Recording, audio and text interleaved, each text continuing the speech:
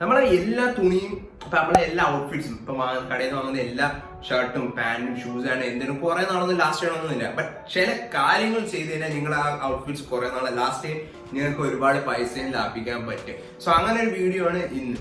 വീഡിയോയിലോട്ട് ഇൻട്രസ്റ്റ് ആണ്. വീഡിയോയിലോട്ട് കടക്കുന്നതിന് മുമ്പേ എന്റെ പേര് അമീർ ഫാഷൻ ചാനലാണ്. നിങ്ങളുടെ fashion grooming styling personal development self development അങ്ങനത്തെ കാര്യങ്ങൾ ചാനൽ സംസാരിക്കും. സോ അങ്ങനത്തെ കാര്യങ്ങൾ ഇൻട്രസ്റ്റഡ് ആണെങ്കിൽ ചാനൽ സബ്സ്ക്രൈബ് ചെയ്തേക്കാൻ ഞാൻ എപ്പം വീഡിയോ പോസ്റ്റ് നിങ്ങൾക്ക് നോട്ടിഫിക്കേഷൻ കിട്ടുന്നുണ്ടെങ്കിൽ നോട്ടിഫിക്കേഷൻ ഒക്കെ കൂടെ ഓൺ ആക്കിയിട്ടേക്ക്.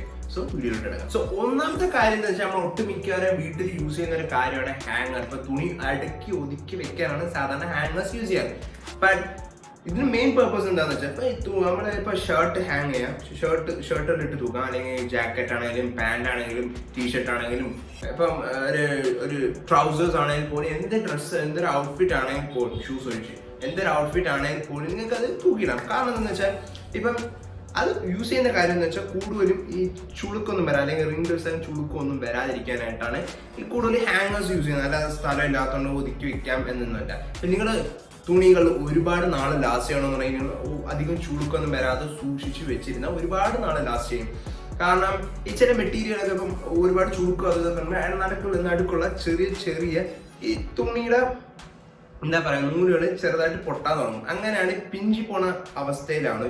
ചില തുണികൾ കുറെ നാൾ യൂസ് ചെയ്യുമ്പോൾ പിടിച്ച് വലിക്കുമ്പോൾ പിഞ്ചി കീറിയാൻ പോകും. സോ അങ്ങനെ ഒന്നും വരണ്ടാന്നുണ്ടെങ്കിൽ നിങ്ങൾ കൂടുതലും ഹാങ്ങേഴ്സ് യൂസ് ചെയ്യാൻ ശ്രമിക്കും. ഇപ്പൊ ഹാങ്ങേഴ്സ് യൂസ് ചെയ്യുമ്പോൾ നിങ്ങൾ കഴിയുന്ന പ്ലാസ്റ്റിക് അവോയ്ഡ് ചെയ്തിട്ട് വുഡൻ ഹാങ്ങേഴ്സിലോട്ട് പോകും. അപ്പം ഇച്ചിരി എക്സ്പെൻസീവ് ആയിട്ടുള്ള കാര്യമാണ്. സോ എല്ലാവരും വുഡൻ ഹാങ്ങേഴ്സ് തന്നെ മേടിക്കണമെന്നില്ല.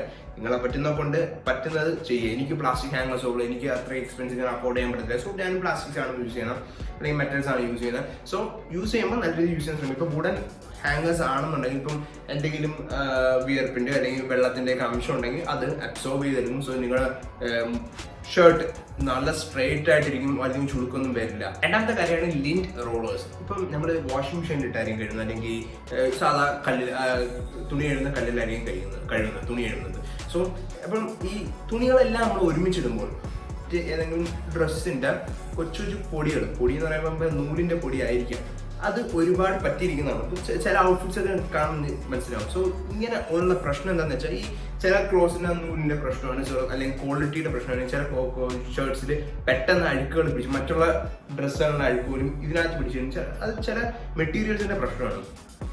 സോ അങ്ങനെ ഒരു പ്രശ്നം വരണ്ട. അപ്പം ലിന്റ് എന്നിട്ട് നൂലിന്റെ ചെറിയൊരു നാരങ്ങൾക്കാണ് ലിന്റ് എന്ന് പറയുന്നത്. സോ ആ ഒരു പ്രശ്നം വരാതിരിക്കാതെ ഷർട്ടിൽ ഒട്ടിപ്പിടിക്കാതിരിക്കാനായിട്ട് നിങ്ങൾ ചെയ്യേണ്ട കാര്യം എന്ന് വെച്ചാൽ ഇപ്പം ഉണക്കി കഴിഞ്ഞിട്ട് ഇപ്പൊ പൊടിയുള്ള ഡ്രസ്സ് എടുത്ത് ലിന്റ് റോളർ ഉണ്ട്, അത് വെച്ച് റോൾ ചെയ്ത് കഴിഞ്ഞാൽ ആ കൊച്ചു പൊടികൾ, ഇപ്പം നൂലിന്റെ കൊച്ചു പൊടികൾ അതെല്ലാം അത് വലിച്ചെടുക്കുന്നതായിരിക്കും. സോ നിങ്ങൾക്ക് ഇപ്പം വീഡിയോ ഫോട്ടോ എല്ലാം കിട്ടുവാണെങ്കിൽ എടുത്തിട്ടെങ്കിൽ നിങ്ങൾ അത് യൂസ് ചെയ്യുമ്പോൾ നിങ്ങൾക്ക് മനസ്സിലാവും. എനിക്കും 1-2 ഡ്രസ്സുകളുണ്ട്. സോ അതിനകത്ത് ഇങ്ങനെ പറ്റിയിട്ടുണ്ട്, ഞാൻ ട്രൈ ചെയ്തിട്ടുണ്ട്, അത് മാറിയിട്ടുമുണ്ട്. സോ അങ്ങനെ എന്തെങ്കിലും കാര്യങ്ങൾ ഇനിയും വേണമെന്നുണ്ടെങ്കിൽ ചാനൽ സബ്സ്ക്രൈബ് ചെയ്തേക്കാം.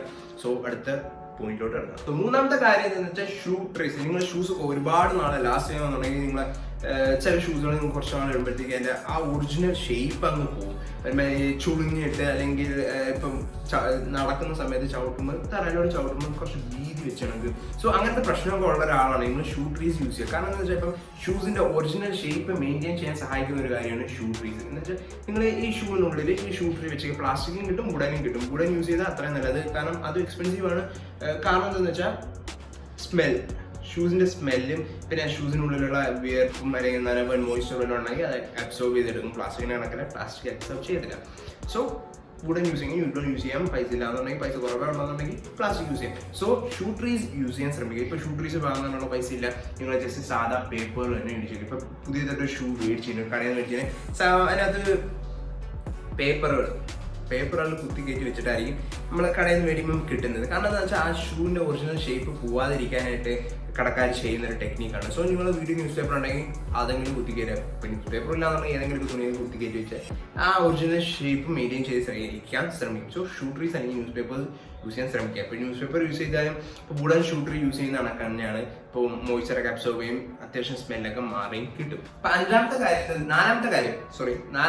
എന്താണെന്ന് വെച്ചാൽ എന്തെങ്കിലും തരം ആൾട്ടർനേഷൻസ് ചെയ്യുക. എന്ന് വെച്ചാൽ ഇപ്പം നിങ്ങൾ ഒരു പാൻറ് കുറേ നാൾ ഇട്ടിട്ട് ചെറുതായിട്ട് വണ്ണം കുറഞ്ഞെന്ന് പറയുമ്പം സോ നിങ്ങളത് അതിൻ്റെ അളവല്ല, ഇടുപ്പൊണ്ണമൊക്കെ വലുതാ, സോ ഉരുരി പോകും. അതുകൊണ്ട് അത് കളഞ്ഞിട്ട് അല്ലെങ്കിൽ അനിയന് കൊടുത്തിട്ട് നിങ്ങൾ പുതിയത് മേടിക്കുക, അങ്ങനെ ടെക്നിക്ക് ചെയ്യരുത്. സോ അത് നിങ്ങൾക്ക് പൈസ ലാഭിക്കണമെന്നുണ്ടെങ്കിൽ അത് ടൈലർ ഷോപ്പിൽ കൊടുത്ത് അത് സ്റ്റിച്ച് ചെയ്ത് നിങ്ങൾ അളവിലാക്കാൻ ശ്രമിക്കുക. ഇല്ലാന്നുണ്ടെങ്കിൽ ഇപ്പോൾ പാൻറ്റ് നിങ്ങൾ കുറച്ചുകൂടി നീളം വെച്ച് സോ അതെന്ത് ചെയ്യണമെന്ന് വെച്ചാൽ നിങ്ങൾ അത് കളയാതെ അത് വെട്ടിയിട്ട് ഷോർട്സ് ആക്കി യൂസ് ചെയ്യാൻ ശ്രമിക്കുക. അപ്പോൾ നിങ്ങൾ മുട്ടിൻ്റെ അളം വരെയുള്ള ഷോർട്സ് യൂസ് ചെയ്യാൻ ശ്രമിക്കുക, അല്ലെങ്കിൽ മുട്ടിന് തൊട്ട് മേളിൽ കിടക്കുന്ന ഷോർട്സ് യൂസ് ചെയ്യാൻ ശ്രമിക്കുക.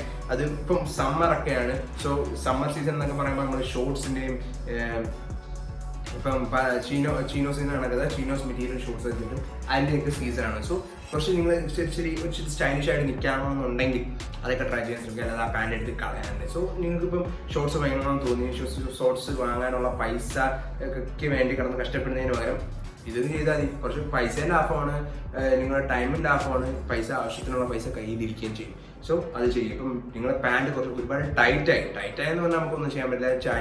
അയച്ചുവിടാൻ പറ്റുന്ന ടൈപ്പ് ആണെങ്കിൽ അയച്ചുവിടുക, ഇല്ലാന്നുണ്ടെങ്കിൽ പുതിയത് മേടിക്കപ്പെട്ടു. ഇപ്പം അത് പാൻറ്റിൻ്റെ കേസ്. ഇപ്പം ഷർട്ടിൻ്റെ കേസ് ആണെങ്കിൽ ഇപ്പം ഒരു ഫുൾ കൈ ഷർട്ടായിരുന്നു. സോ കുറച്ചാൾ അതിന് കണ്ടന്റ് മടുത്ത് യൂസ് ചെയ്ത് മടുത്ത് സോ ഒരു ഹാഫ് സ്ലീവ് വേണമെന്നുണ്ട്. സോ നിങ്ങൾക്ക് ഇഷ്ടപ്പെട്ട ഒരു ഷർട്ട് അത് ഹാഫ് സ്ലീവ് ആക്കാൻ ശ്രമിക്കുക, പുതിയ ഷർട്ടിന് വേണ്ടി പിന്നീട് പിറകെ പോവാതെ നിങ്ങൾക്ക് അത് ഫുൾ സ്ലീവ് ഷോർട്ട് സ്ലീവ് ആയിട്ട് ഉപയോഗിക്കാൻ ശ്രമിക്കുക. ഇല്ലാന്നുണ്ടെങ്കിൽ ഇപ്പം ടീഷർട്ട് ആണെങ്കിൽ പോലും നിങ്ങൾ നോ സ്ലീവ് ആക്കാൻ നോക്കുക. അപ്പം നിങ്ങൾക്ക് ആ ടീഷർട്ട് കളയാൻ സമയം നോ സ്ലീവ് ആക്കാൻ നോക്കുക. അല്ലെങ്കിൽ ഭയങ്കര സൈഡൊക്കെ ഓപ്പൺ ആയിട്ട് കിടക്കുന്ന ടീഷർട്ട് ഉണ്ട്, ഇപ്പോൾ ജിമ്മിലൊക്കെ പോകുമ്പോൾ യൂസ് ചെയ്യുന്ന ടൈപ്പ് ടീഷർട്ട് ഉണ്ട്. സോ അങ്ങനത്തെ രീതിയിലോട്ടും അത് വെട്ടിക്കളത് യൂസ് ചെയ്ത് എടുക്കാനും പറ്റും. സോ അങ്ങനെ എന്തെങ്കിലും ഷോർട്ട് ആൾട്ടർനേറ്റീവ് മെത്തേഡ്സ് നോക്കുക. എപ്പോഴും പൈസ വന്ന് പുതിയ ഷർട്ടും ഡ്രസ്സൊന്നും മേടിക്കാതിരിക്കാൻ ശ്രമിക്കുക. ചിലർ വിചാരമാണ് കൂടുതൽ ഡ്രസ്സ് ഉണ്ടെങ്കിൽ ഞാൻ കൂടുതൽ ഫാഷനബിൾ ആവും എന്നൊക്കെയാണ്. സോ അങ്ങനെയൊന്നുമില്ല. സോ പൈസ ലാഭിച്ച് കഴിഞ്ഞാൽ ജീവിക്കാൻ ശ്രമിക്കുക. ഇപ്പം മറ്റുള്ളവരെ കാണിച്ച് പൊങ്ങച്ചം കാണിച്ച് നടക്കുന്ന പൈസയും കളന്ന് പോയി ഓരോരോ കടത്തിൽ ചെന്ന് പെടാതെ ഉള്ളത് വെച്ച് അടങ്ങി നീ സന്തോഷമായി ജീവിക്കാൻ ശ്രമിക്കുക. രണ്ടാമത്തെ ലാസ്റ്റ് ആയിട്ടുള്ള കാര്യം എന്ന് വെച്ചാൽ നിങ്ങളുടെ വാഷിംഗ് ടെക്നീക്ക് തന്നെയാണ്. സോ കാരണം എന്താണെന്ന് വെച്ചാൽ ഇപ്പം നമ്മൾ യൂസ് ചെയ്യുന്ന 90% ഡ്രസ്സിനും എപ്പോഴും കഴിവേണ്ട ഒരു ആവശ്യം വരില്ല. കാരണം എന്താ വെച്ചാൽ ഇപ്പം ഒരു മണിക്കൂറോ 2 മണിക്കൂറോ യൂസ് ചെയ്ത ഒരു ഡ്രസ്സായിരിക്കും നമ്മൾ എപ്പോഴും കഴിവായിരുന്നത്. അപ്പോൾ നമ്മൾ എത്രത്തോളം വാഷ് ചെയ്യുന്നു അത്രത്തോളം ആ ഡ്രസ്സിൻ്റെ അല്ലെങ്കിൽ ഔട്ട്ഫിറ്റിൻ്റെ ലൈഫ് എക്സ്പെൻഡിച്ചർ കുറഞ്ഞുകൊണ്ട് നിൽക്കുകയാണ്. സോ ഇപ്പം ഒരു ജീൻസ് എടുത്ത് തന്നെ നമ്മൾ ഒരു 3-4 യൂസ് കഴിഞ്ഞിട്ട് കഴിവാൻ ശ്രമിക്കുക.